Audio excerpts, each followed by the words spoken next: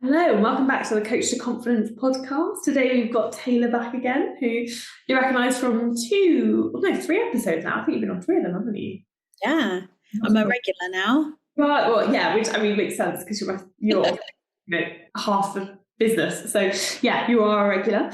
And yeah, we've both got some exciting updates. So since we last did a podcast, I'm engaged. I would show off my ring for those watching, but this is actually a 20 quid ring from Amazon because I had to go and give my ring back, and they said it could take 6 to 8 weeks to get back. So I bought myself a really rubbish little ring, and actually I'm really glad I did because I went to the gym the other day and I lifted really heavy holding it, and I've already bent it a bit, and that has taught me why I need to take the actual ring off, because it's not that bad with this, but I will be devastated and Jake will be devastated if I do that with the real ring. So yeah, actually Taylor gave me a really good piece of advice for any brides or previous, past, present, future, or anyone with nice rings, is to get a necklace that like clips on to the ring, so you can like. It's like a little circle, and it's got a little hinge on it, so you just slot it in, and it will just hang from your chain. I still need to find you that link. I'll send it. Maybe No, I went on Etsy and I found one that's like the same thing, but it's like a wishbone necklace, but you like put the ring on, so it's still same thing. But yeah, I did have a look because I was like, right, by the time this comes back, the proper one comes back, I need to not be bending it in the gym. So to be fair, I put my rings in my gym pocket, and then I went to the changing rooms and got changed and didn't even think anything of it. Now I got a few rings on my hands, and obviously got my wedding and my engagement ring. And I remember driving, and I got sort of 10 minutes down the road, and I just slammed my brakes and went, "Oh my God!" And like Richard was like, "Are you okay? What's wrong?" And I was like, "My rings, we have to stop and get into the boot and just check that they haven't landed on the floor of the changing rooms." So I would recommend a necklace, 100%. it is a good idea, because I think taking them off is just so risky, isn't it? Wearing them to the gym is not a good idea. So yeah, for any brides, present, past, future, it's definitely a good shout.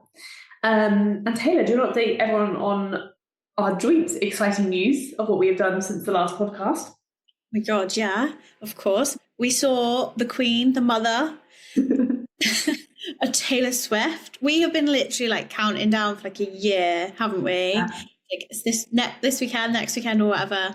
And it finally happened, and I have severe blues because it was the best concert I've ever been to.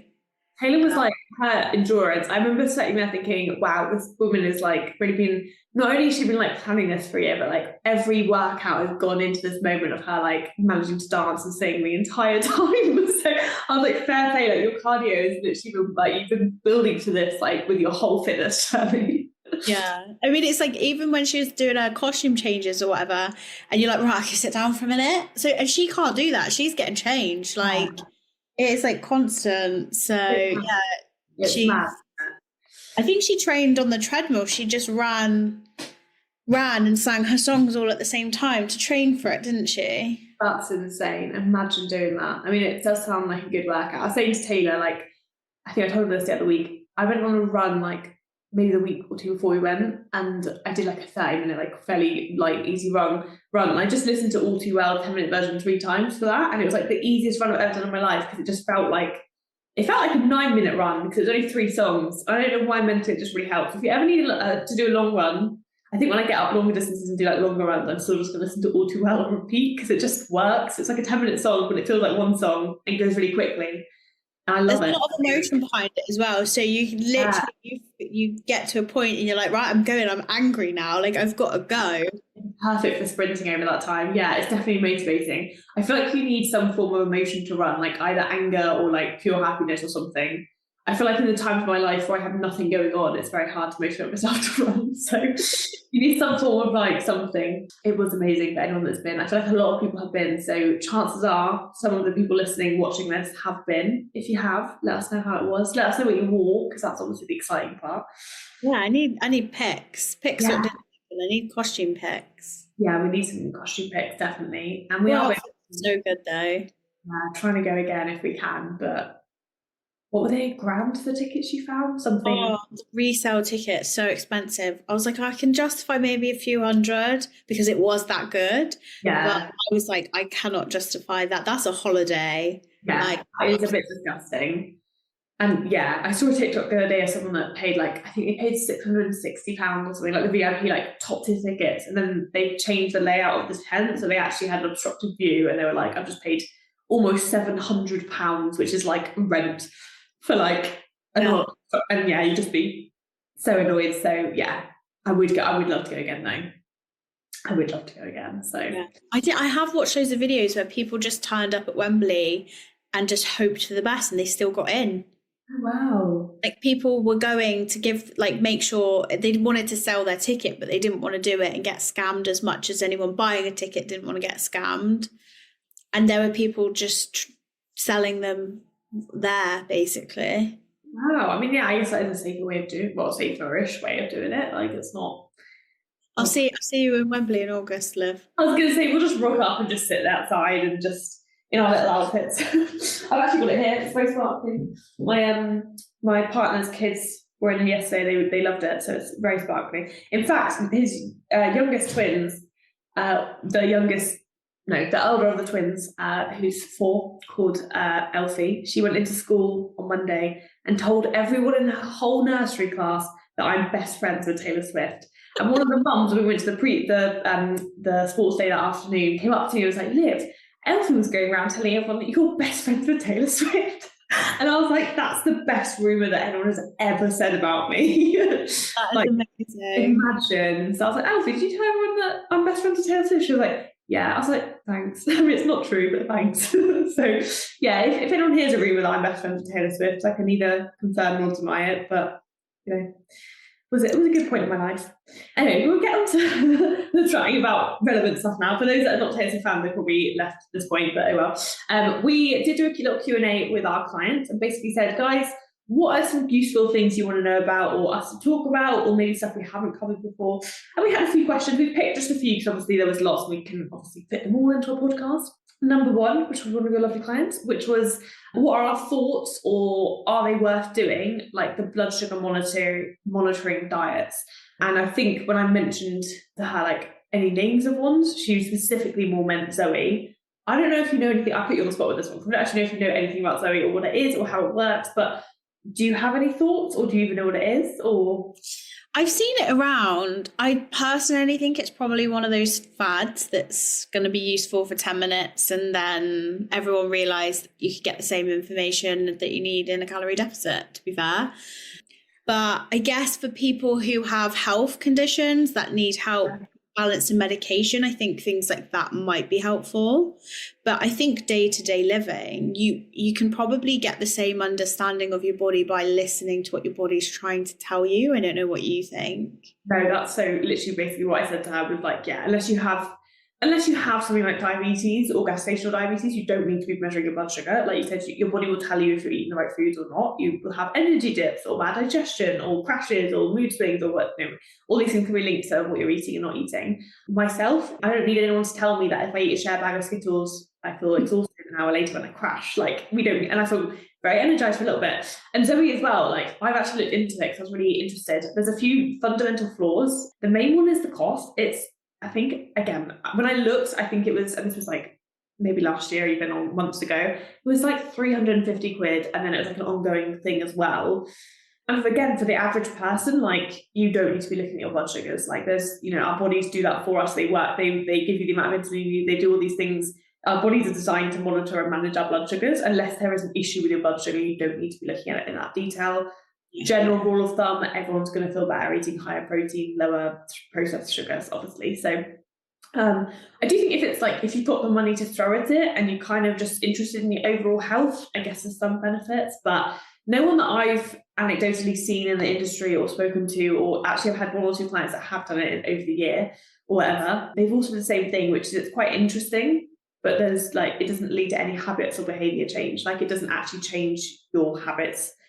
It's kind of also teaching you what you probably already know about your body, because your body tells you, you know, you have a bad night's sleep, your blood sugars are going to be adjusted, so you're going to crave carbs. Like, you're tired, you're fatigued, you're going to need it. Your body tells you those things. So unless it's going to have full-on lessons about understanding your body's cues in that way, I just don't, what's the point of having that knowledge? Yeah, and again, I haven't done it, so maybe it does have some of that information in there, but I haven't seen that it does.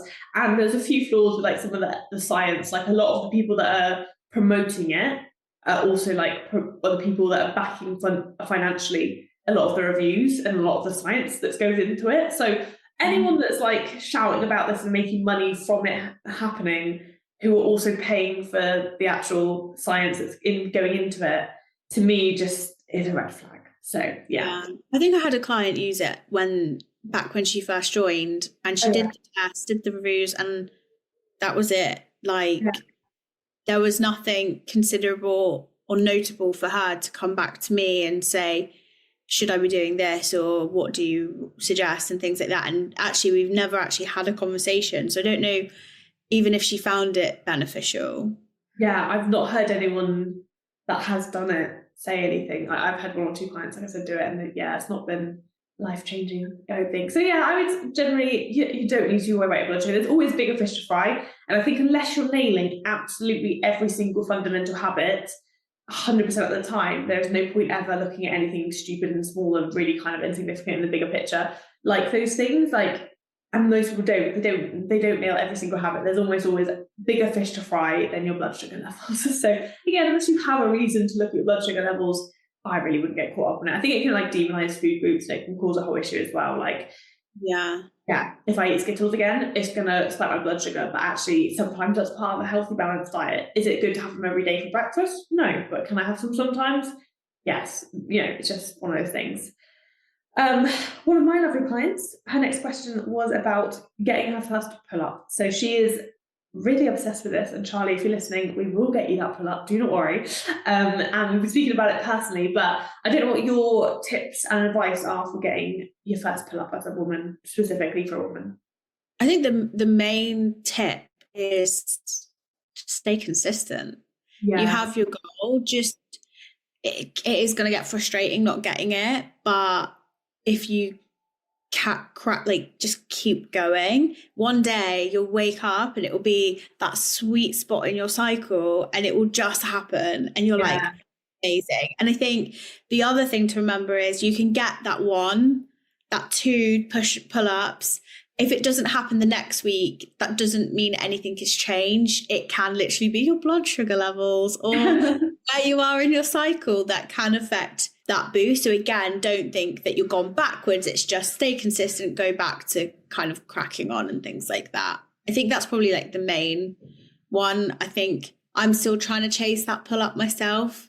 And I think mine's not about not having the strength. It's about my mind using the strength the right way. Yeah, I think people forget that. So I've had a lot of clients who, are like not my strongest clients, do pull-ups because they've got that mind to muscle connection, or they just happen to have quite a strong scapula, like whatever it is. I think people forget that pull-ups are a lot about things moving at the right time in the right way. So like that's why pull-up drills are really important, even more than the strength work. Obviously the strength work is really important, but like you said, a lot of women in particular like have the strength but just don't have the everything moving the right way yet, or the right like things moving at the right times, and that can definitely hold you back. So yeah, pull up like drills are really good for that. So things like negative pull-ups where you start at the top and lower yourself, they're really good. Banded pull-ups, just getting the practice in of like the movement. Scapular retractions, I'm going to demonstrate for those that are watching with my apparently short arms. Arms up, and then you basically just drive your shoulder blades, and it's like the tiniest movement. It's just your 2 shoulder blades. Like they're really good. Basically, just getting that part of your back stronger. So the start of the movement you can do will then get you the rest. Because most people, when they get to here, can do the like last bit, because that's when shoulders, arms obviously take over. But I think it's remembering a lot of it as well is in your core. And how you hold yourself. And I think you do all the work in the back, but that again, that connection to the core area is really disjointed, and that's definitely something that I'm struggling with. I'm using my arms and my upper body, but I can't engage my core the right way because it's just my mind's trying to do 100 things at once, and sometimes it's just kind of letting it happen and not over. Definitely, I think that's so true. And yeah, you want to, instead of visualize like yanking yourself up, like you said, like you don't want to visualize using your arms and stuff to get you up there. You want to visualize like snapping the bar in two and like almost like pulling, like snapping it, and that's a better way of your brain to get the movement going. But yeah, it is hard. And like you said, like you are strong, and particularly for a female, like you're definitely no weaker than a lot of my clients who have done pull-ups or people that have done pull-ups. But yeah, it often is just a practice thing, which can feel really boring. Like, I've had clients that have had to work for months or a year to get a pull-up. And I've had some people that just get them really naturally and quickly, and it comes down to so many different factors. But you will find when you get the first one, mate, you can get a lot more quite quickly from there. It is that first one that's really slow, and then you kind of get it, and then it's just a lot easier from there. It's a bit similar like handstands, headstands, those kind of things. Like the first one's so hard, but then you've got it, and your body knows how to do it, and it's a lot easier. And enough perseverance, I feel like most people, I'm not going to say everyone, but most people can get a pull up with enough perseverance over time. Mind over matter thing, isn't it? If you think you can't do it, you're not going to do it. So yeah. When I used to PT my clients, I'd always, this is like really morbid, so anyone that hasn't got a dark sense of humor, I'm sorry, but I used to be like, imagine I had a gun to your head, or imagine there was like a pit full of sharks below you, like suddenly you would pull up, like you would do it. And you know what, that sometimes works. Like sometimes you've got to think, like if someone was, something dark, some sort of dark thought, if something was bad was going to happen if I didn't do this pull up, I would probably do it. And that is a good way of looking at it. But yeah, please don't actually point a gun at anyone that wants to pull up or put sharks below them. That is not my advice, but I'm just saying the thought of it can help. The client messaged me, this was like, I'm struggling with the lack of motivation. How do you get more motivation? Now, I know what my response to that is, but what would you say to someone that said, how do I get more motivation? Don't rely on it. That was basically fine. So yeah. Motivation is a tool that you can be motivated at 9 a.m. to do your goals, but by 5 p.m. you're like, I can't be asked. Yeah. And it's so like up and down. It's going to be like anything else. The only thing I would say is swap that word for dedication, and you're going to go so much further, so much quicker. I think you hit the nail on the head there. Yeah, absolutely. I think motivation as well usually comes from something happening. So either like the fear of a holiday coming up or something important happening, or from you doing some things gets you motivated. Like it's not usually a very stagnant feeling. So sometimes forcing yourself to do something will then make you feel motivated again. You can ride that wave and stuff. But yeah, you cannot rely on it, because if I relied on motivation, I would not have done anything helpful this week. I've been feeling very unmotivated post Taylor Swift. I would not have got to the gym. I would not have done a run, walk, anything. I would not have tracked my food if I would just rely on motivation this week. I would not have done it. Probably wouldn't have done any work. I wouldn't have done anything, because I just want to sit there and listen to Taylor Swift. But we're adults. You do things all day, every day without motivation. I'm not ever motivated to brush my teeth, but I do brush my teeth twice a day. So I was going to say, the toothbrush analogy is the best one, because you have to do it. Yeah. You have to. I mean, if you don't drink water, you're going to get a headache. But you can kind of live without it. If you don't brush your teeth are going to fall out. You're going to do them. Like you're going to do those things. And the thing is motivation is going to come dependent on mood as well. So if you're, again, women, the best thing about being a woman is our cycle. And if you wake up at the wrong point of your cycle, you're going to wake up and you're going to go, I need sugar. I don't need the gym. So it's understanding, have the sugar, but you know that the gym is going to help as well. The other thing I would probably say to one of my clients is, if they're struggling with motivation, is change your why. If you're trying to find the motivation to lose weight, but if you're motivated to kind of improve your mental health, it completely rewires how motivated you are in certain moments as well. I woke up this morning, like I said, post Taylor Swift blues, I've had a week off, I need to get back into it. To lose weight, I'm not motivated. I'd rather have my breakfast, a big bowl of cereal, and sit in front of the TV.